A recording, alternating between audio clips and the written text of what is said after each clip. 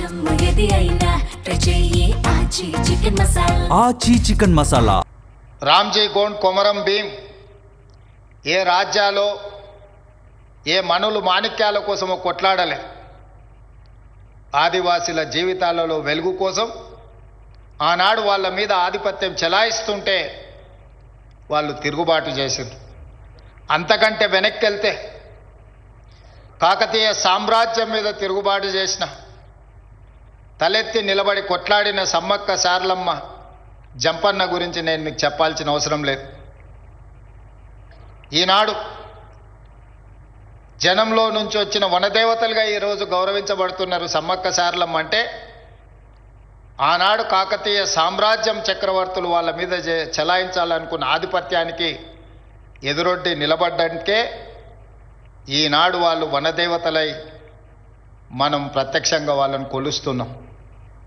అదే కాదు, 220 సంవత్సరాల సుదీర్ఘమైన పరిపాలన అందించిన నిజాం రాజులు, నిజాం ప్రభువుల మీద కూడా ఈ ప్రాంత ప్రజలు తిరుగుబాటు చేయడం, తిరుగుబాటులో కీలక భూమిక పోషించిన ప్రాంతాల నుంచి మీరు పుట్టి పెరిగి ఈరోజు గ్రూప్ 1 అధికారులుగా మారడం, ఈ ప్రాంతం చేసిన సాయుధ రైతాంగ పోరాట స్ఫూర్తి మీకు అందరికీ తెలుసు. ప్రజాస్వామ్యం, ప్రజలకు స్వేచ్ఛ, ప్రజలు ఆశించిన సామాజిక న్యాయం, ప్రజలు కోరుకున్న సమాన అవకాశాల కోసమే పదే పదే ఈ ప్రాంత ప్రజలు కొట్లాడినరు, ఈ ప్రాంత ప్రజలు అసూలు బాసినరు, ఈ ప్రాంతంలో వేలాది మంది అమరవీరులుగా నిలబడ్డారు. అట్లాంటి ఈ ప్రాంతానికి, ఈ ప్రాంతంలో అధికారులుగా మీరు ఆ ప్రజల యొక్క ఆకాంక్షలను దశాబ్దాల పాటు త్యాగాలు చేసి నేల కొరిగిన వీరుల స్ఫూర్తితోని ఈనాడు మీరు అధికారులుగా బాధ్యతలు చేపట్టబోతున్నారు. అందుకే యువమిత్రులైన అధికారులకు నా సూచన ఒక్కటే, సమ్మక్క సారలమ్మైనా, రామ్జీ గోండ్ కొమరం భీం అయినా, చాకలి ఐలమ్మ దొడ్డి కొమరయ్య అయినా, ప్రజాస్వామ్యంలో రావి నారాయణ రెడ్డి గారు లాంటి వాళ్ళు ప్రజల కోసం అహర్నిశలు కృషి చేసిన ఎవరినైనా స్ఫూర్తిని తీసుకోండి. రావి నారాయణ రెడ్డి గారు మొట్టమొదటి భారతదేశంలో జరిగిన పార్లమెంట్ ఎన్నికల్లో దేశంలోనే అత్యధిక మెజారిటీ, మొట్టమొదటి ప్రధానమంత్రి పండిత్ జవహర్లాల్ నెహ్రూ కంటే కూడా అత్యధిక ఓట్లు సాధించిన పార్లమెంట్ సభ్యుడిగా దేశ చరిత్ర పుటలలో ఘనకీర్తి సాధించిన బిడ్డ కూడా తెలంగాణ నుంచే. వారు ఈరోజున్న పార్లమెంట్ భవనాన్ని అత్యధిక మెజారిటీతో గెలిచిన రావి నారాయణ రెడ్డి గారి చేత పండిత్ జవహర్లాల్ నెహ్రూ గారు చేపించారు. ఇది చాలామందికి తెలియని సత్యం. అంత గొప్ప కార్యక్రమమే కాదు, జమీందారులు, జాగీర్దారులు, భూస్వాముల చేతుల్లో ఉన్న లక్షలాది ఎకరాల భూములను అగ్రికల్చర్ సీలింగ్ యాక్ట్ తీసుకొచ్చి ఈరోజు పేదవాళ్లను కూడా భూ యజమానులను చేసిన చట్టాలను తీసుకొచ్చిన బూర్గుల రామకృష్ణారావు గారు, పివి నరసింహారావు గారు కూడా ఈ ప్రాంతం నుంచే ప్రాతినిధ్యం వహించారు. అధికారులుగా ఎస్ఆర్ శంకరన్ గురించి నేను మీకు చెప్పాల్సిన అవసరం లేదు. తప్పకుండా మీరు పోటీ పరీక్షలకు సిద్ధమవుతున్నప్పుడు చదివే ఉంటారు. ఇప్పుడు డీజీ గారు చెప్పిన మాటల్లో వినే ఉంటారు. ఇంతమంది స్ఫూర్తితోటి మీ జీవిత ఆశయంగా, జీవితంలో ఒక లక్ష్యంగా పెట్టుకొని ప్రభుత్వం నిర్వహించిన పోటీ పరీక్షలలో గ్రూప్ 1, గ్రూప్ 2 అధికారులుగా దాదాపుగా 6 లక్షల మంది, 3 లక్షలు గ్రూప్ 1కి, 3 లక్షలకు పైగా గ్రూప్ 2కి పోటీ పడితే అందులో గ్రూప్ 1 అధికారులుగా 3 లక్షల్లో నుంచి 562గా మీరు ఎంపిక అయినరు అని అంటే లక్షలాది మందిలో మీరు మెరుగ్గా మెరికల్ లాంటి విద్యార్థులు కాబట్టే ఈరోజు మీకు ఈ అవకాశం వచ్చింది. గ్రూప్ 2లో 775 మంది సెలెక్ట్ అయినరంటే ఈరోజు కొన్ని లక్షలాది మందితో పోటీ పడి ఈరోజు మీరు సాధించిన విజయం. మీకు తెలుసు, గ్రూప్ 1 పరీక్షలు నిర్వహించినప్పుడు కానీ ఉమ్మడి రాష్ట్రంలో 2011లో గ్రూప్ 1 పరీక్షలు నిర్వహిస్తే నియామక పత్రాలు నాకు తెలిసి 2019లో నియామక పత్రాలు అందించారు. 8 సంవత్సరాల సుదీర్ఘ కాలం పట్టింది నియామక పత్రాలు అందించడానికి. కానీ 2011లో నిర్వహించిన గ్రూప్ 1 పరీక్షలు 2025 సంవత్సరం వరకు దాదాపుగా 15 సంవత్సరాలు పోటీ పరీక్షలే నిర్వహించలేని పరిస్థితిలో ఉమ్మడి రాష్ట్రం కానీ తెలంగాణ రాష్ట్రంలో పరిస్థితులు ఉండే. ఆ నేపథ్యంలో మన ప్రభుత్వం మీరందరూ కోరుకొని మీరందరూ కష్టపడి తెచ్చుకున్న ఈ ప్రభుత్వం మీ ఆకాంక్షలకు అనుకూలంగా గ్రూప్ 1 పరీక్షలను నిర్వహించి తెలంగాణ పబ్లిక్ సర్వీస్ కమిషన్ని ప్రక్షాళన చేసి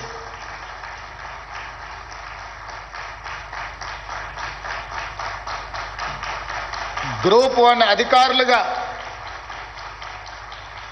మీ నియామక ప్రశ్నాపత్రాలను మీ నియామకాలకు సంబంధించిన నిర్ణయాలను చేసే దాంట్లో ఆర్ఎంపీ డాక్టర్లో లేకపోతే మీకంటే చిన్న హోదాలో ఉండే ప్రభుత్వ అధికారులను నియమించలేదు ఈ ప్రభుత్వం.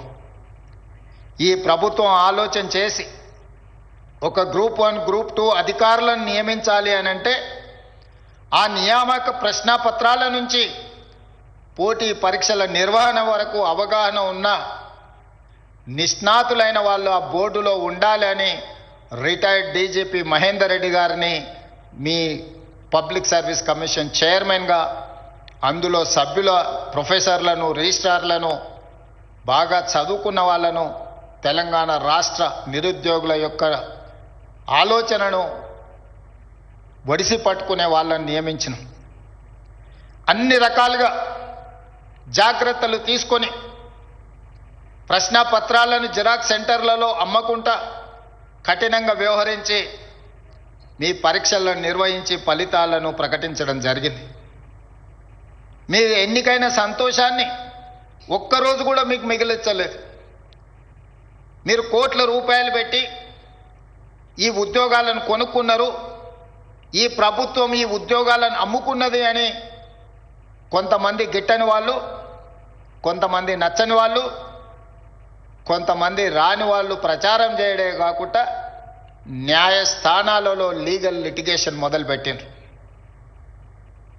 ఒక పక్కన మీ తల్లిదండ్రులు చాలా సంవత్సరాల తర్వాత వాళ్ళ కన్న కలలు నిజమవుతున్నాయి, మా వాడు పీజీ పిహెచ్డీలు చేసి ఒక ఉజ్వల భవిష్యత్తులో అడుగు పెట్టబోతున్నాడని వాళ్ళ సంతోషం 24 గంటలు కూడా నిలబడకుండా చాలామంది కుట్రలు కుతంత్రాలు చేసిండ్రు. న్యాయస్థానంలో జరిగిన వాదనలు మీరు విన్నారు, రాజకీయ పార్టీలు చేసిన ఆరోపణలను మీరు చూసిండ్రు. ఎక్కడ కూడా ఈ ప్రభుత్వం ఒక్క తప్పు చేయలేదు, ఈ ప్రభుత్వం తప్పులకు అవకాశం ఇయ్యదు, ఈ పిల్లలు మెరిట్ మీదనే ఎంపికైనరు, వాళ్ళలో ఉన్న నైపుణ్యమే వాళ్ళని గ్రూప్ 1 గ్రూప్ 2 అధికారులను చేసిండ్రు. ఎవరు ఏమనుకున్నా వాళ్ళ పక్షాన నేను నిలబడతాను, వాళ్ళ తరఫున న్యాయస్థానాలలో కొట్లాడతాను అని చెప్పి తెలంగాణ స్టేట్ హైకోర్టు నుంచి సుప్రీంకోర్టు వరకు మీ పక్షాన, మీకంటే మీరెంత నిబద్ధతతో ఎంత కష్టపడి సాధించిండ్రో గుర్తించి ఈ ప్రభుత్వం మీ పక్షాన నిలబడ్డది. న్యాయస్థానాలలో మీ వాదనను బలంగా వినిపించడం జరిగింది. సింగిల్ జడ్జి దగ్గర మీకు వ్యతిరేకమైన నిర్ణయం వస్తే డివిజనల్ బెంచ్లో అప్పీల్ చేసి మీ పక్షాన బలమైన వాదనలు వినిపించి అన్ని న్యాయపరమైన చిక్కులను ఛేదించి ఈరోజు మీరు మీ తల్లిదండ్రులు కన్న కలల సాకారం చేయడానికి మీతో పాటు ఈ ప్రభుత్వం కూడా సంపూర్ణంగా కృషి చేసి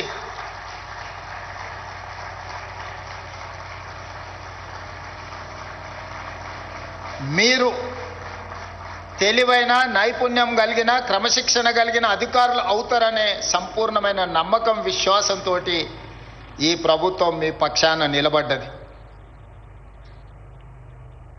ఒక అధికారి కావడం అనేది ఒక జీవితకాల లక్ష్యం.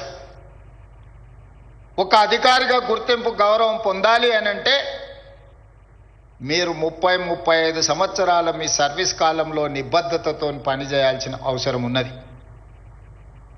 అధికారులం అయిపోయినాం కదా, అవకాశం వచ్చింది కదా అని మన బాధ్యతను మర్చిపోతే మనుషులుగా మనం పతనమైనట్టే.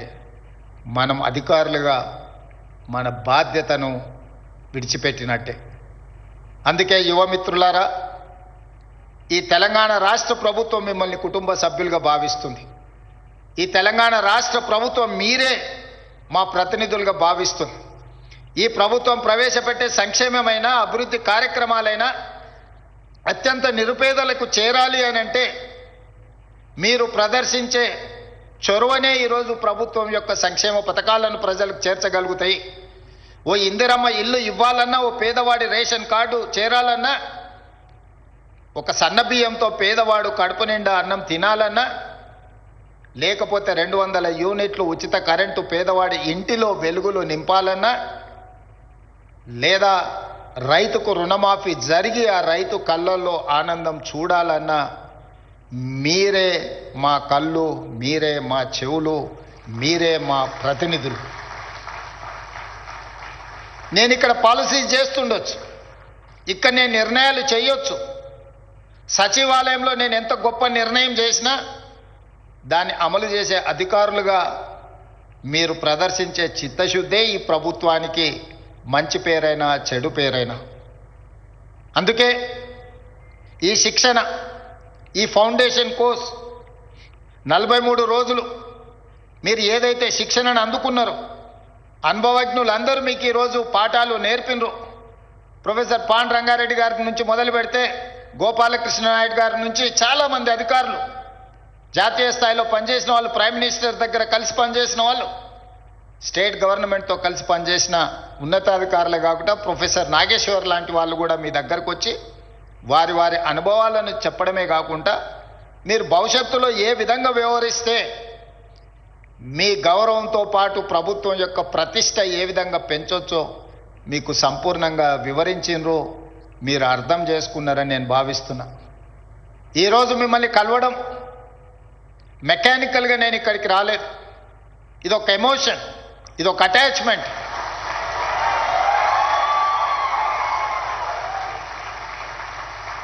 తెలంగాణ రాష్ట్ర ప్రభుత్వంలో మీరు చేరుతున్నది ఉద్యోగం కాదు, 4 కోట్ల తెలంగాణ ప్రజలతో కూడుకున్న భావోద్వేగం. తెలంగాణలో మీరు ఒక బాధ్యత నిర్వహించడం అంటే ఒక భావోద్వేగం. ఇది మీ జీవితకాలం గుర్తు పెట్టుకుంటారని నేను ఆశిస్తున్నా, గుర్తు పెట్టుకుంటారని నేను విశ్వసిస్తున్నా. అందుకే మిత్రులారా, సరిగ్గా 8 సంవత్సరాలు 26 నుంచి 34 జనవరి ఫిబ్రవరి లోపల మీలో చాలామంది ఐఏఎస్లు అవ్వడానికి అవకాశం ఉంది. ఒక గ్రూప్ 1 అధికారి సర్వీస్లో చేరిన తర్వాత 8 సంవత్సరాలు పూర్తి చేసుకునే సమయానికి మీకు ఐఏఎస్లుగా అయ్యే అవకాశం వస్తుంది.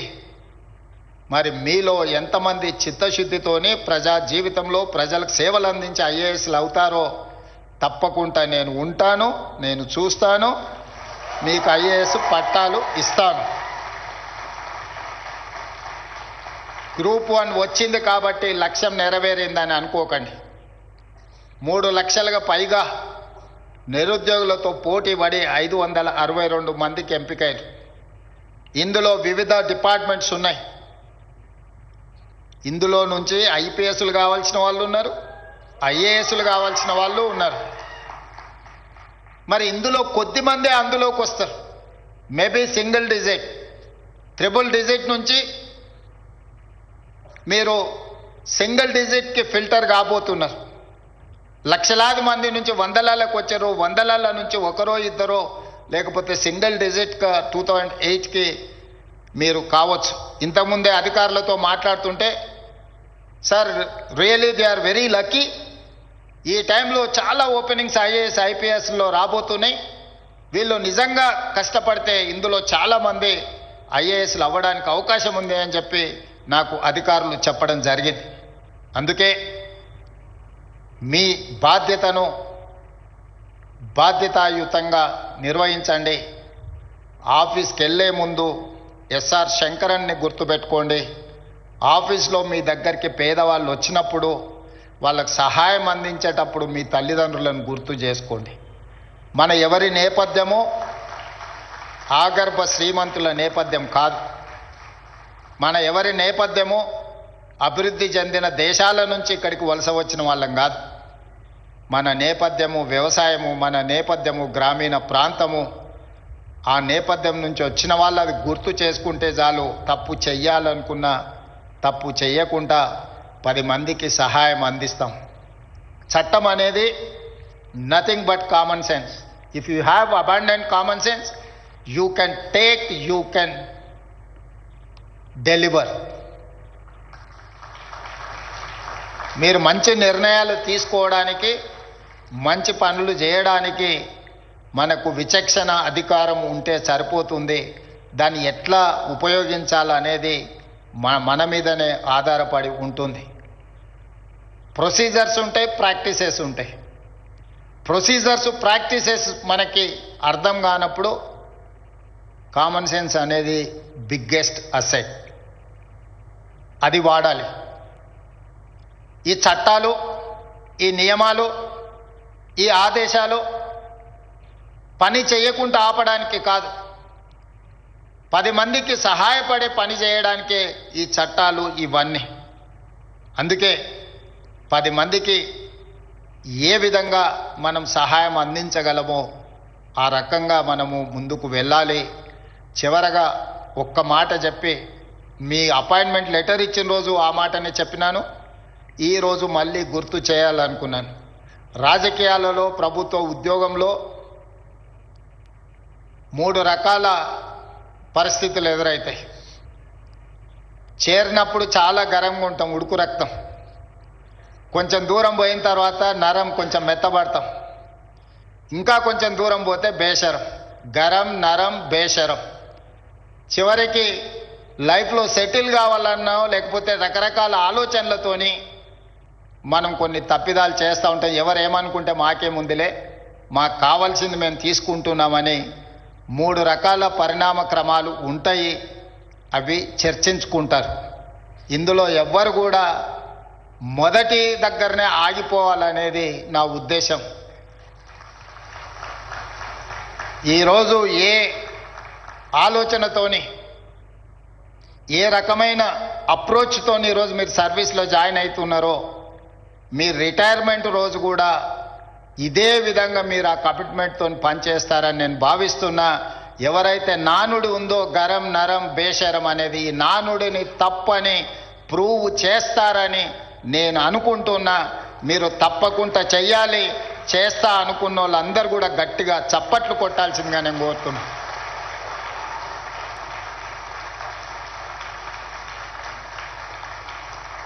ఇక్కడ ఉన్న వాళ్ళకు కొంతమందికి పెళ్ళి అయి ఉండొచ్చు, చాలామందికి పెళ్ళి కావాల్సిన అవకాశం ఉండొచ్చు. అమ్మాయిలకేమో అత్తగారింటికి వెళ్తే తల్లిదండ్రులను చూసుకోవడం కష్టమైంది.